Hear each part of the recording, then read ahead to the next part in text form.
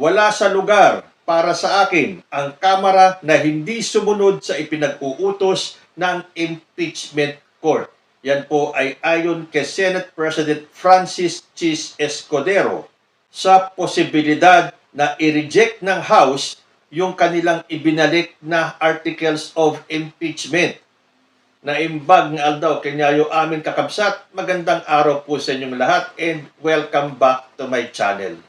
Yung last episode ko po, meron tayong binasang dalawang post o article na sinulat ni Thea Tan at ni Mami Peng, kung saan para sa kanila, tama yung ginawa ni Chis Escudero sa pagbalik ng articles of impeachment sa House of Representatives.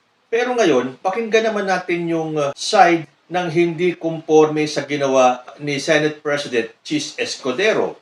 At hihiramin ko po yung salita ni Bato de la Rosa na hindi po ako abogado. Kaya maganda kung kukuha tayo ng point of view ng isang batikan na abogado. At alam nyo naman, kung kailangan ko ng paliwanag mula sa may alam sa batas, lagi ko pong pinakikinggan ang mga eksplanasyon ni Attorney Rene Bueno. Ano kaya ang masasabi niya rito sa ginawang hakbang ng Senado sa pagbalik or pag-remand ng articles of impeachment sa House of Representatives?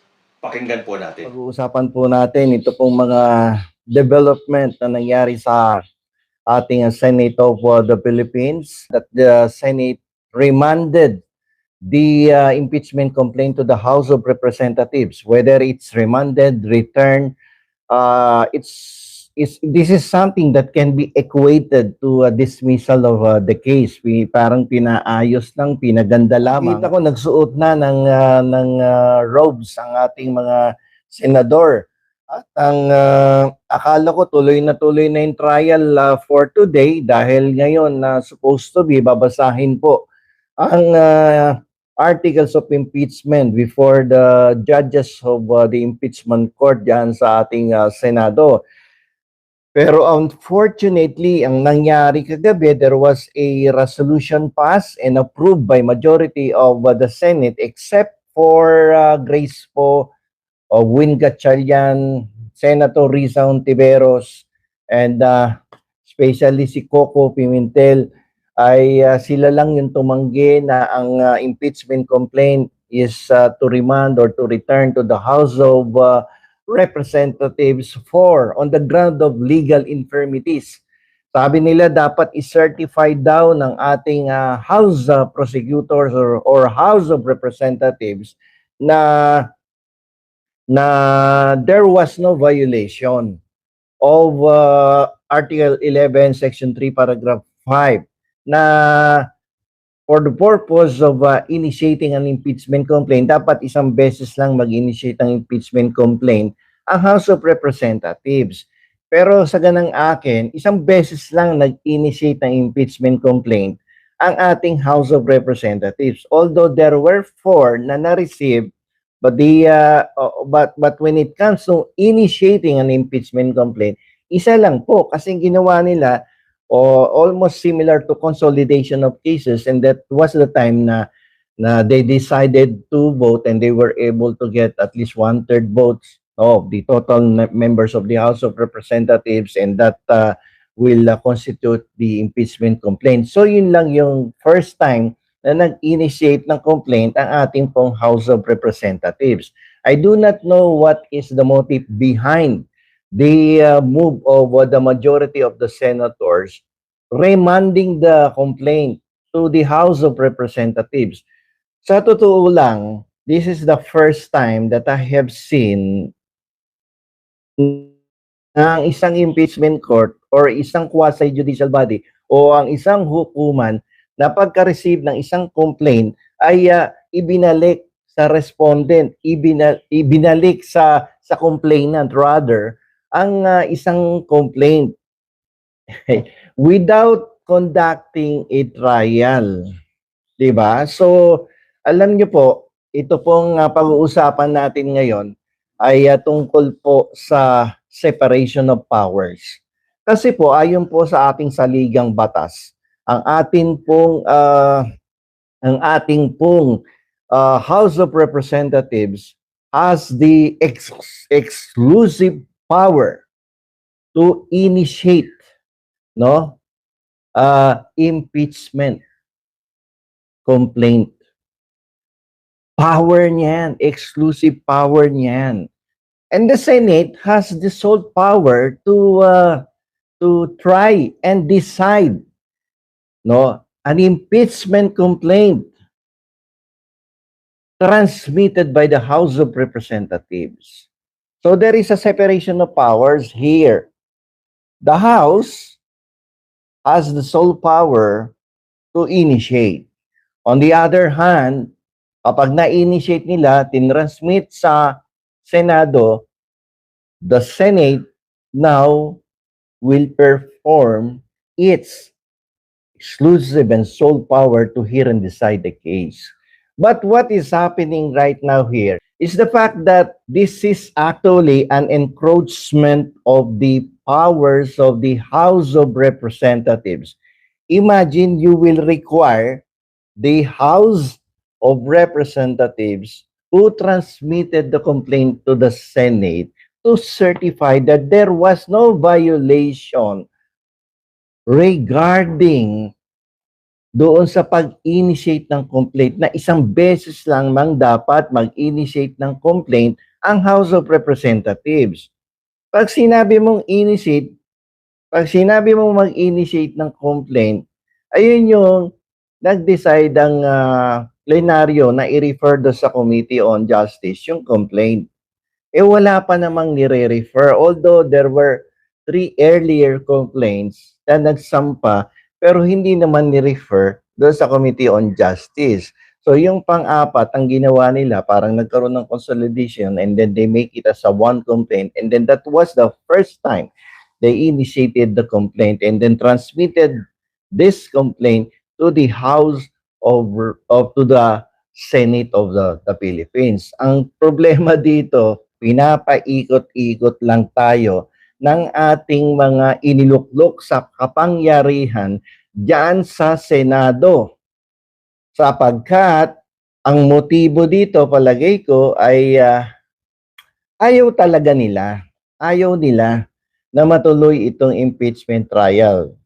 At ang pinagtataka ko lamang naman ay sa trial, sana doon nyo sinabi sa ating mga house managers o yung mga prosecutors na nagkaroon ba ng tamang proseso sa House of Representatives? Wala bang constitutional infirmities dito ayon sa sinasabi ni Bato de la Rosa? Sana doon nyo hinayaang mag-continue yung discussion, hindi pa kayo nag-uumpisa ng trial. Kasusuot niyo pa lang ng robes ninyo, tapos nagpasa kayo ng resolution, no, remanding the complaint to the House of Representatives, requiring the House to certify that there was no violation of Article 11, Section 3, Paragraph 5, na sinasabing isang beses lamang dapat mag-initiate ng impeachment complaint. Alam nyo, sa totoo lang, yung pag-initiate ng impeachment complaint, kung kailan nagsisimula yung matter of na kailan nakapag-initiate ng complaint ang ating House of Representatives, this is a matter that has already been decided by the Supreme Court. May mga kaso na po dyan. May jurisprudence na po dyan eh. Hindi natin alam kung bakit ganito ang inuugali ng ating mga senador at ayaw ituloy ang impeachment trial. Ano po ba talaga ang inyong itinatago? Ano po ba ang inyong pinagtatakpan? Bakit ayaw ninyong magkaroon ng pagliliti sa Senado? Kung kayo po ay naniniwala na ang impeached public official ay walang kasalanan, napakadali pong depensahan ng isang taong inosente at hindi gumawa ng kasalanan. Ano yan? Garantisado yan. Kung inosente ang isang inaakusahan, sigurado, kahit sinong abogado kunin mo, it would be easy, very easy on the part of the defense counsel to have the acquittal of the impeached public official. Pero ang mahirap dito kapag talagang sa tansya mo matibay at malalakas ang ebidensya laban sa isang impeached official, talagang gagawa ka ng paraan eh. It is actually taktika yan ng ilang abogado na naniniwala na mahihirapan siyang depensahan ang isang kliyente, lalong-lalo na ang akusado. Kapag naniniwala siya na tagilid ng kanyang kaso, nagre-resort yan sa lahat ng available options, lahat ng technicalities, gagamitin yan. Lahat ng delaying tactics, gagamitin yan. Only to prevent the conduct of the trial. Gagawa niya ng paraan yan. And this is what is happening in the Senate. That led to this remanding of the complaint sa House of Representatives. But I'm telling you, this is a clear encroachment. This is a clear na pang-aabuso sa kapangyarihan ng ating mataas na kapulungan sapagkat sinasabi sa ating saligang batas na ang pag-initiate ng isang impeachment complaint ay nasa kapangyarihan lamang ng ating House of Representatives. At ang kapangyarihan na mag-try and decide an impeachment complaint against an impeached public official ay nasa exclusive power yan ng ating Senado. Kaya kung ang isang impeachment complaint ay na-transmit na sa Senado at nag-convert na, nag-convene na bilang isang impeachment court, and then they will require the House of Representatives to certify that there was no violation of Article 11, then that is not within the powers of the Senate requiring the House, because that would be considered as an encroachment of the authority, an encroachment of the powers of the House of Representatives. If you have question about the procedural defect, then you can ask that during the trial of the impeached official, but not to the extent of remanding the case to the House of Representatives, because that is considered as an abuse of power by the Senate, an encroachment of the constitutional power granted to the House of Representatives to exclusively initiate an impeachment complaint against an impeached public official. Pinaiikot-ikot lamang tayo ng ating mga senador sapagkat mapapansin mo naman sa mga palitan ng argumento, sa debate, bago pa man mag-umpisang mag-convene ang impeachment court, halatang halata. Kaya po ako ay nag-oobserba lamang. Kaya po ako ay nag-iintay lamang ano ang susunod na aksyon, sapagkat nararamdaman ko may gagawing paglabag sa saligang batas ang ating ilan sa mga mambabatas. Actually, hindi ilan majority. And it was only Gatchalian, Win Gatchalian, Grace po Coco Pimentel, and Riza Hontiveros. At si Nancy Binay pala ang kumontra sa pag-remand or pag-return ng impeachment complaint sa House of Representatives. And for this, malinaw na pinaiikot-ikot lang tayo ng ating mambabatas. Pero the reason behind this, they do not want an impeachment trial against the Vice President of the Republic of the Philippines. Alam niyo yung ganitong paggamit ng kapangyarihan ng ating Senado ay magdudulot ng mga negatibong epekto. Hindi lamang sa Senado, hindi lamang sa House of Representatives, but in different government institutions.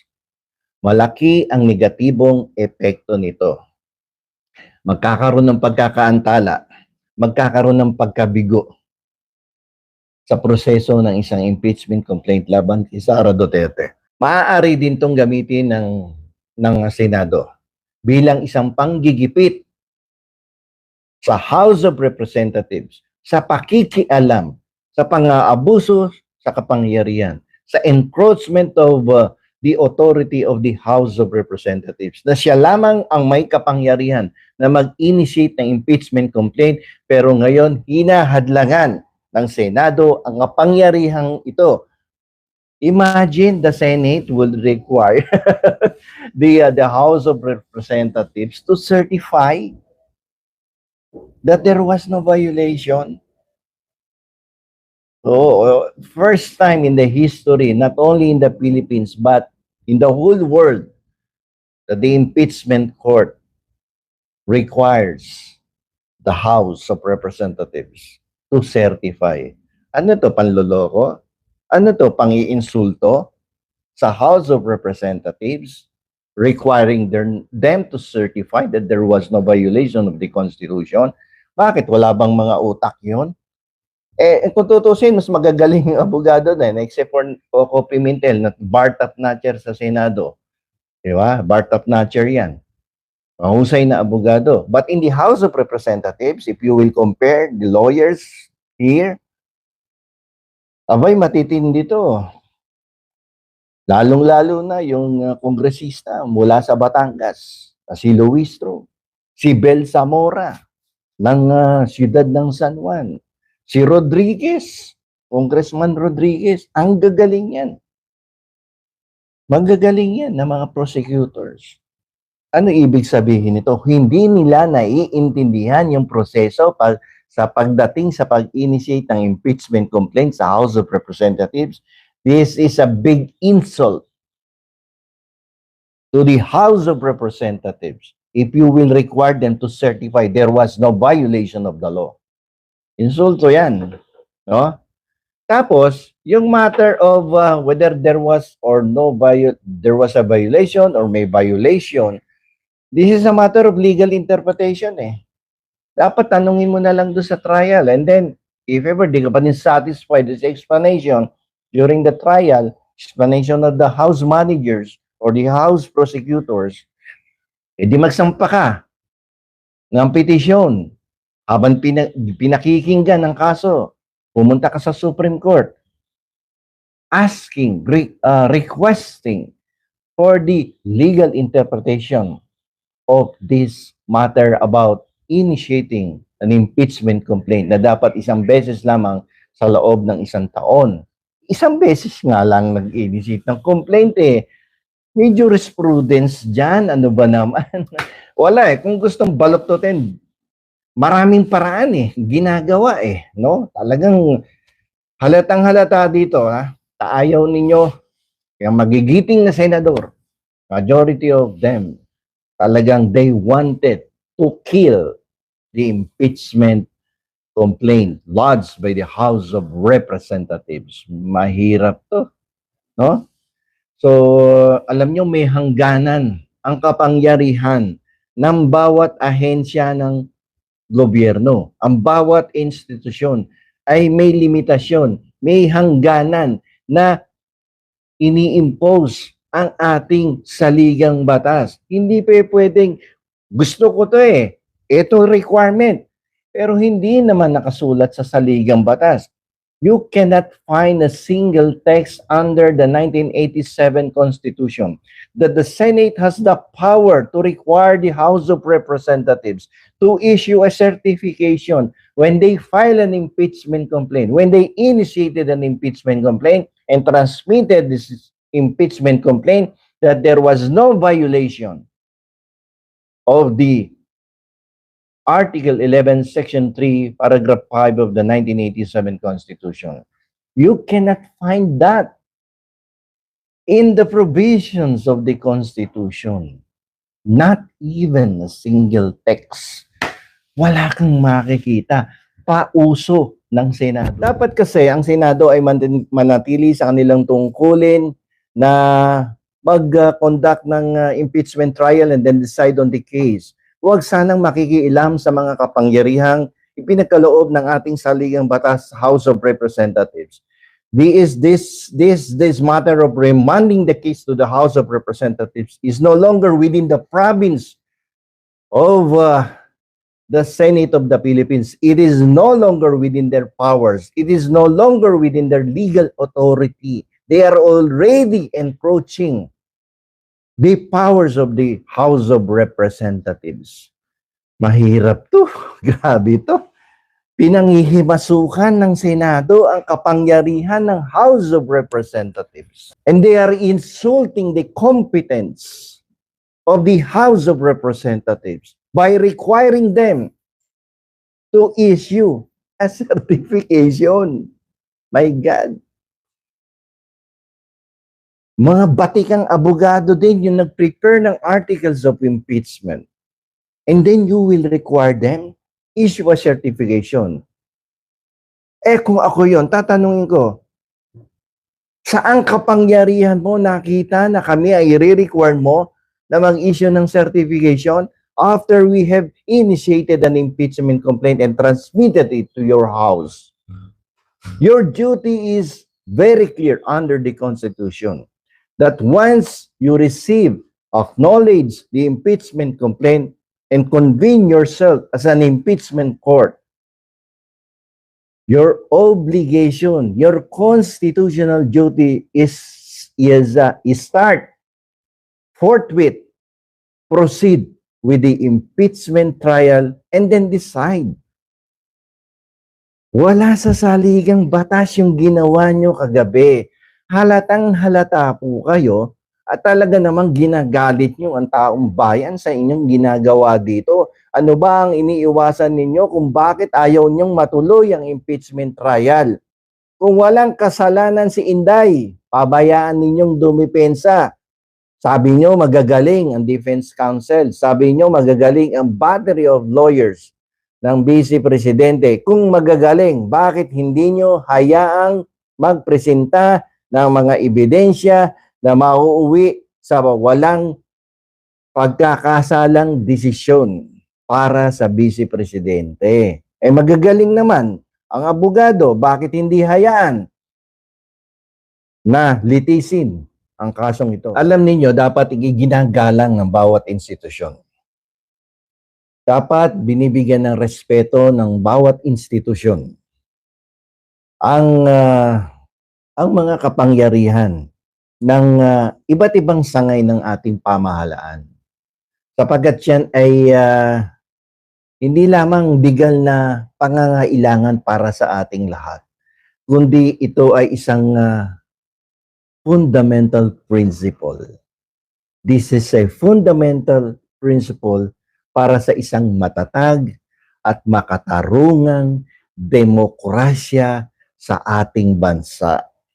Kung mawawala ang respeto, kung mawawala ang paggalang sa bawat institusyon, mawawalan ng tatag, mawawalan na ng integridad ang bawat sangay ng ating pamahalaan.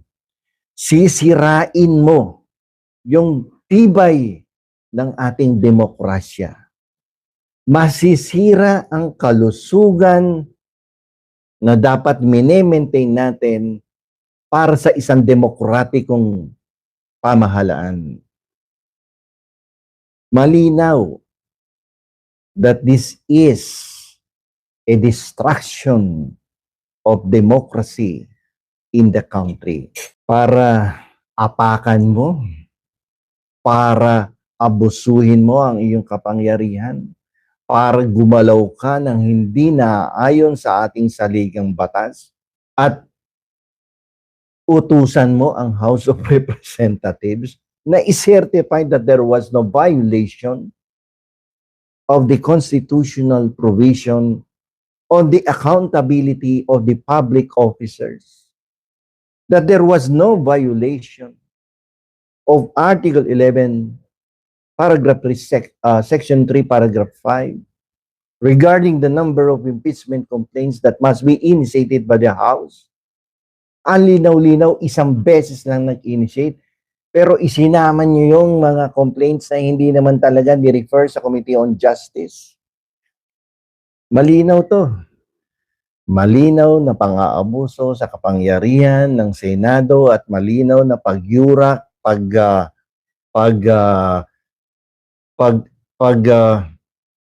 abuso sa kapangyarihan, maging doon sa kapangyarihan ng ating House of Representatives. Reklamo ng taong bayan ang isinampa sa Senado through the House of Representatives because the House managers, the House prosecutors are the representatives of the Filipino people. At yung reklamo po natin ay binaliwala ng ating Senado at hinanapan ng teknikalidad at butas. At ngayon nga, kagabi, ay ibinalik sa ating House of Representatives with the instruction for the House of Representatives to certify that there was no violation of Article 11, Section 3, Paragraph 5 of the 1987 Constitution, which is considered as, in my own personal opinion, is an insult to the integrity of the House of Representatives. This is almost equivalent to an abuse of power by the Senate. This is a total and complete disregard of the separation of powers between the House and the Senate. Grabe ang ginagawa ng ating mataas na kapulungan. So ano na lamang ang mangyayari? Kung papayagan natin na mamihasa ang ating mataas na kapulungan na lumampas sa kapangyarihang ibinigay sa kanya ng saligang batas. Pababayaan ba natin na abusuhin ng mga mambabatas ang kanilang kapangyarihan? Hahayaan ba natin lumampas sila doon sa kapangyarihang ibinibigay ng ating saligang batas? That their only constitutional duty is to hear and decide the impeachment complaint.